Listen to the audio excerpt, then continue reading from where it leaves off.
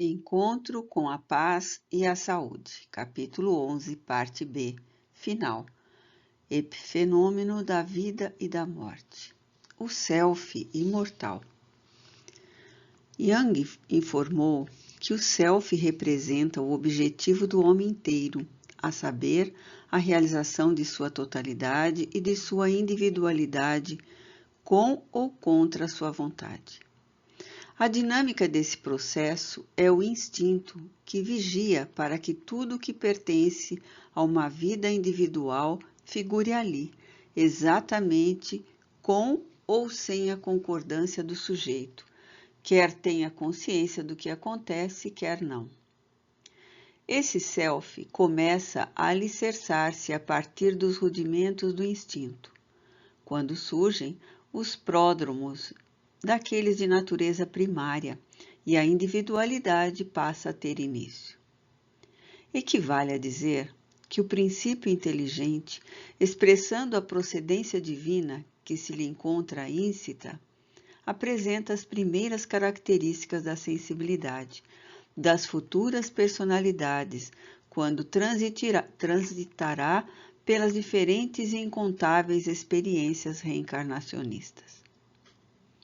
Em cada abismo desse começo, no qual tudo é sombrio e sem discernimento, os fenômenos automáticos da evolução fixaram as necessidades que se apresentavam como impositivos do processo de desenvolvimento das suas estruturas íntimas, em incessante avanço para a aquisição da consciência e do pensamento. Todo um arquipélago de impressões que se agigantavam facultaram o surgimento da sensibilidade, desenvolvendo as futuras emoções. Assim, iniciando-se o grandioso processo que atingiu a humanização, etapa honorável da vida, quando o pensamento racional alcançou o apogeu, facultando à criatura a compreensão das infinitas possibilidades de que dispõe para a conquista do universo. Armazenando experiências que se converteram em recursos de mais amplo desenvolvimento, as marcas dos fracassos morais, dos compromissos mal sucedidos, das realizações não executadas, ressumam como conflitos e sofrimentos que o buril da retificação, em forma de dor, consegue corrigir e sanar.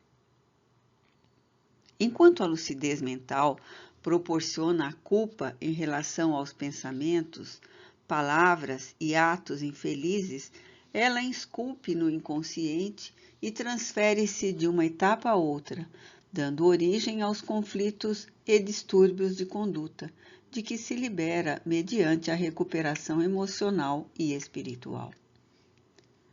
As graves repetições do instinto, especialmente o procriativo, passando a etapa das sensações e dos sentimentos do amor, quando deturpado, apresentar-se-ão mais tarde, em forma de insegurança sexual, incompletude, frustração e complexos outros que se associam atormentando e retirando o prazer existencial.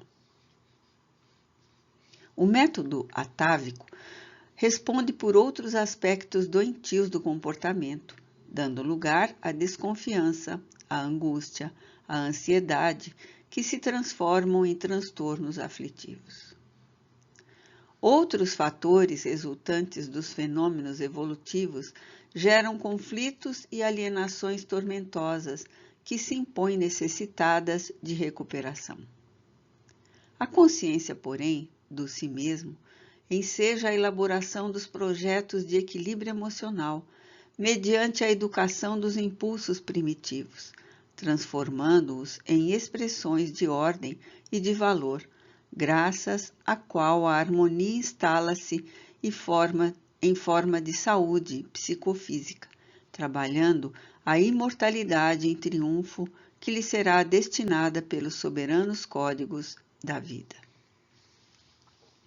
A conquista da individualidade consciente é o imenso desafio da evolução do self, que se liberta, a pouco e pouco, dos impulsos grosseiros, muito úteis nas faixas primárias do processo por onde vem transitando, mas perturbadores quando o pensamento desata a razão e sente a necessidade de avançar para a intuição. O estado luminoso, para ser alcançado, exige esforços contínuos, rompendo as cargas emocionais mais fortes decorrentes da animalidade existencial, de maneira que a angelitude ou realização da paz dinâmica e afetiva se torne uma vitória pessoal libertadora.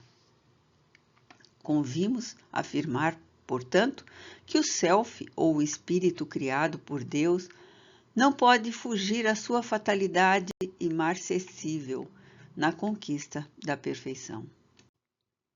Desde os primeiros influxos de energia que se aglutinam em faixas vibratórias até ao elevado nível da razão e da consciência cósmica, tudo decorre em forma de complexidades inteligentes que defluem da causa absoluta, sempre se apresentando mais organizada e lúcida. É natural, portanto, que não cesse de existir mesmo quando ocorre a consubção ou transformação das moléculas e células, pelas quais se expressam os sentimentos, as sensações, o pensamento. Graças a essa destinação, o progresso sob todos os aspectos considerados ocorre em expressão geométrica, através da qual cada conquista enseja novos campos de realização e possibilidades múltiplas de apresentação.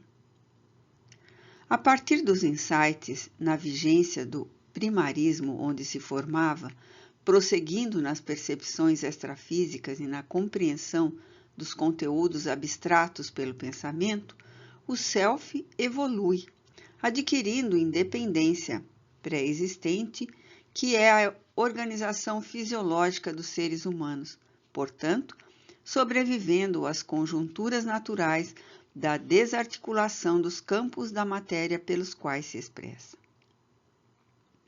No fenômeno da morte, as características da vida permanecem imutáveis, ou melhor esclarecendo, no mundo vibratório onde se iniciam as manifestações da existência humana, há toda uma organização pulsante, real, tornando-se as formulações conhecidas no campo terrestre uma cópia sua, ainda que imperfeita.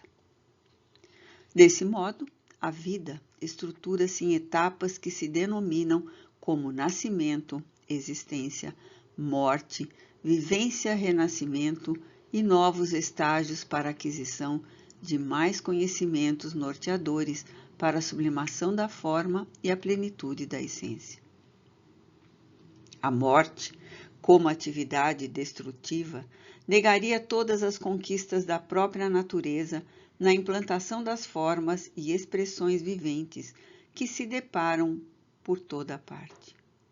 Seria a aceitação tácita e irracional de que o nada produziu tudo, para logo retornar ao não existente, consumindo a inteligência e a pulsação vital do universo, que tornaria ao caos do princípio. Há, indubitavelmente, ordem, mesmo quando em aparente caos, equilíbrio nas estruturas nucleares, harmonia no conjunto das leis de gravitação, de eletromagnetismos, nucleares fortes e nucleares fracas, demonstrando a presença de uma inteligência providencial e sábia que tudo elaborou. Porque ao ser humano, após todos os milhões de anos de desenvolvimento, estariam destinados à desestruturação e ao aniquilamento? A inteligência existe sem os mecanismos cerebrais que a exteriorizam, da mesma forma que as estrelas, antes da descoberta dos telescópios, e a vida micro-orgânica antes dos sofisticados microscópios. O pensamento, assim como a inteligência e a consciência, são expressões do self imortal, que as neurocomunicações transferem para o mundo externo, facultando o intercâmbio entre os indivíduos, e o mesmo ocorrendo nas esferas por onde deambulam os outros animais. Felizmente, a psicologia transpessoal também conseguiu encontrar a realidade ou a causa dos fenômenos perturbadores fora da existência atual, quando se deram as ocorrências dolorosas que se apresentam em forma aflitiva.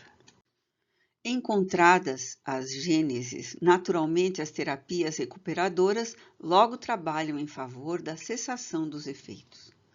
Concomitantemente, são identificados os significados morais como de relevante importância para a saúde humana, estabelecendo-se os códigos de equilíbrio entre ação e reação, conduta e vida, atitudes mentais e físicas em correspondentes processos de harmonia e de distúrbio.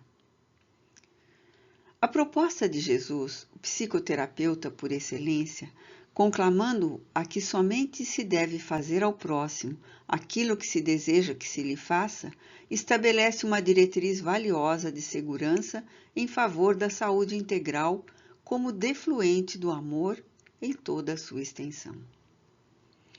Essa preciosa conquista psicológica trabalha a mente humana para novos passos no campo ético e no do comportamento social, demonstrando que os relacionamentos pessoais são expressões de intercâmbio emocional e espiritual, nos quais o respeito, a honorabilidade, o sentimento fraternal, a compaixão e o amor desempenham um papel fundamental para a preservação do grupo em harmonia. De alguma forma, as modernas psicoterapias vão substituindo o classicismo em que se apoiavam para ampliar as técnicas espirituais de compreensão profunda do ser humano, sempre carente de amizade e de intercâmbio emocional.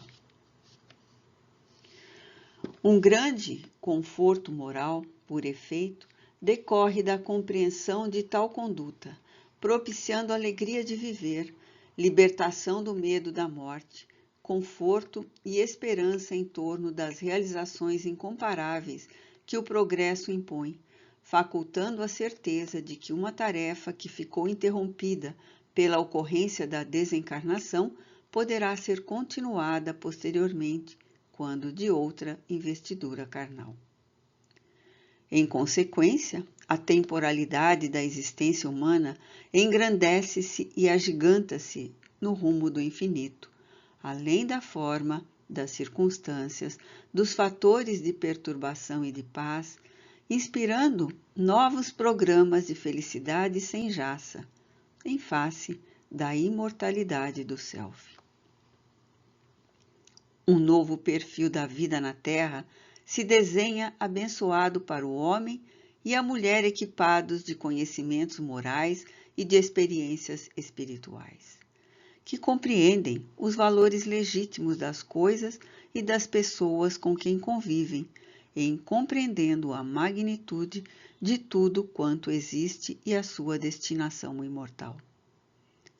Cada etapa vencida faculta-lhes novo campo de realizações. Passo a passo, sem angústia pelo que foi feito, nem ansiedade pelo que se poderá fazer, há ensejo de renovação, de propósitos e de afirmação de ideias. A morte vencida pela realidade oferece magnífica paisagem de conquistas siderais que jamais serão encerradas. É bem provável que, por essa razão, o apóstolo Paulo exclamou: "Onde está, ó morte, a tua vitória? Onde está, ó morte, o teu aguilhão?" 1 Coríntios capítulo 15, versículo 55. A vitória do Self é a sua imortalidade. Fenomenologia transpessoal. Nas últimas décadas, os estudos em torno da paranormalidade humana facultaram a descoberta de inúmeros fenômenos que dizem respeito à vida, remontando à mais antiga manifestação antropológica. Assevera o Dr. Joseph Banks Rhine, considerado pai da moderna parapsicologia, que as funções psi incontestavelmente são reais, ensejando a descoberta de possibilidades em torno das faculdades paranormais dos seres, perfeitamente vinculados à vida, incluindo alguns animais que têm demonstrado possuí-las de alguma forma, consoante constatações em laboratório. Desse modo, ainda segundo o eminente pesquisador americano, deve ter surgido na fase primária da evolução de maneira inconsciente, em forma primitiva. E aprofundando a sonda do seu pensamento, interroga: não estaria relacionado o fenômeno psi com as forças básicas que organizam a vida, com essas energias que dirigem a estruturação da célula e o padrão da forma e o crescimento dos organismos complexos em todo o domínio da natureza vivente? Nota 7. Nuevo Mundo de la Mente, editorial Paidós, Buenos Aires, Argentina, 1958. Nota da autora espiritual. É certo que o self, precedendo a formação celular, conduz em essência todas as faculdades que dizem respeito ao ser na busca da sua realização completa. Antes da linguagem, da conquista da razão e mesmo antes do surgimento das funções sensoriais, já se encontra em germe essa faculdade que permite o alargamento da compreensão em torno do ser, do seu destino, da finalidade existencial na transitória jornada física. Outros estudiosos na área da paleontologia concluem que sempre existiu uma conduta xamânica, a partir do período paleolítico, que favoreceu o desenvolvimento do culto religioso, inspirada pelos desencarnados, especialmente entre os paleontropídeos, que deixaram nas figuras rupestres os sinais inequívocos de suas vivências dessa e de outra natureza. Outros, sim, a forma como cuidavam dos seus mortos, a preocupação em inumá-los de maneira que consideravam condigna, do que surgiu o culto das pedras e dos crânios, por acreditarem que estes últimos sediassem os espíritos dos desencarnados, confirma a assertiva. Somos, pessoalmente, de opinião que, à medida que o pensamento desenvolvia-se, o intercâmbio de natureza espiritual tornava-se cada vez mais evidente, tosco e primário, no qual os sobreviventes retornavam para orientar os que ficaram, ao tempo em que atendiam às necessidades brutais do seu estágio também primitivo, exigindo os holocaustos e submetendo os demais à observância das suas imposições mediante o temor que impunham. É compreensível que a providência divina permitisse a ocorrência ainda grosseira por ser o método adequado ao nível de pensamento dos encarnados. Essa herança foi transferida geneticamente, através do inconsciente coletivo, às gerações porvindouras, originando os estados alterados de consciência, especialmente quando da ocorrência dos fenômenos psi, gama, kappa e teta. Posteriormente, as culturas orientais passaram a praticar a comunicação com os denominados mortos, originando-se as celebrações religiosas com grande complexidade e aparato, para atender aos diferentes níveis de evolução e conhecimento em torno da vida. Não existiu um povo no qual não haja ocorrido a fenomenologia transpessoal, ora de natureza mediúnica, fenômeno psiteta, ou de características anímicas, fenômenos psigama, intelectuais, e psicapa, materiais. Evidentemente, os fenômenos mediúnicos tanto ocorreram na área intelectual como naquela de natureza ectoplásmica, ensejando a materialização, portanto, a tangibilidade dos falecidos de retorno, conforme a narração bíblica a respeito da evocação de Samuel, último dos juízes de Israel, pelo rei Saul, através da pitonisa do Endor.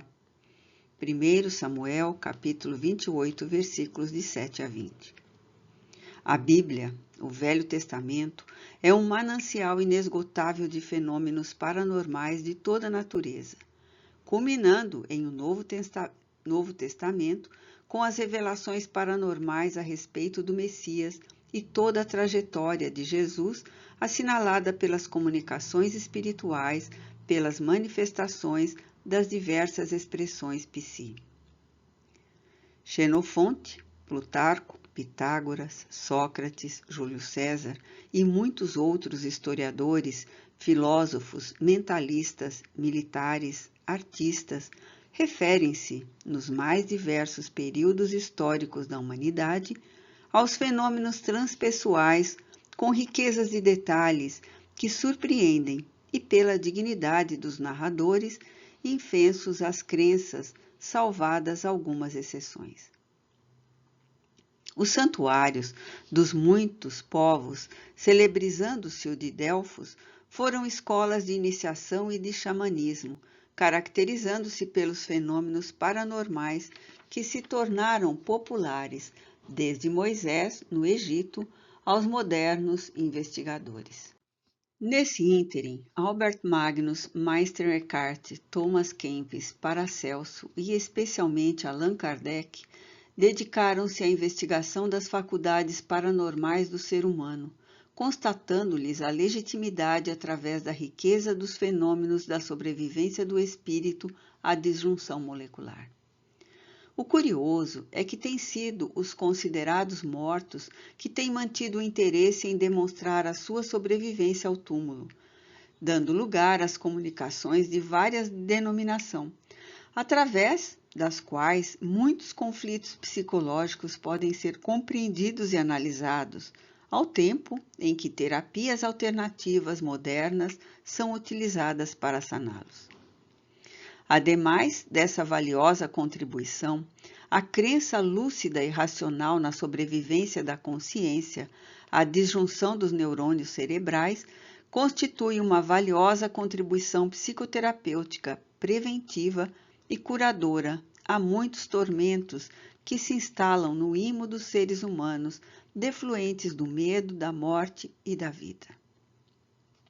Sem qualquer contestação, já é possível aceitar-se com serena convicção e as ocorrências de natureza parapsíquica, quais a telepatia, a clarividência, a pré- e a retrocognição, a interferência do psiquismo em fenômenos físicos, a ação poderosa dos placebos e dos nocebos nas questões da saúde, em decorrência da autossugestão, abrindo espaço para a compreensão em torno dos fenômenos espirituais das comunicações extrafísicas.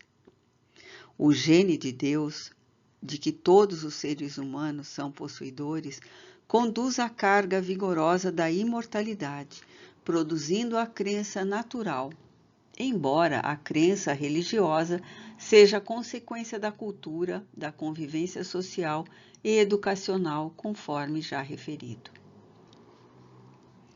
A imortalidade do espírito elucida inúmeras dificuldades de explicação lógica em torno de ocorrências psicológicas, como as que dizem respeito à simpatia e à antipatia, embora as formulações fisiológicas existentes, ao déjà vu, déjà senti, déjà raconté, cujas psicogêneses se encontram em existências passadas que deram lugar ao seu surgimento. O homem primitivo apenas temia, não acreditando nem compreendendo os fenômenos existenciais que o envolviam, assim como os da natureza, e foi da observação, da sua repetição incessante, que nele surgiram a percepção, o entendimento, o arquétipo, que o seguiram geração após geração, transformando-se em parte integrante da sua realidade.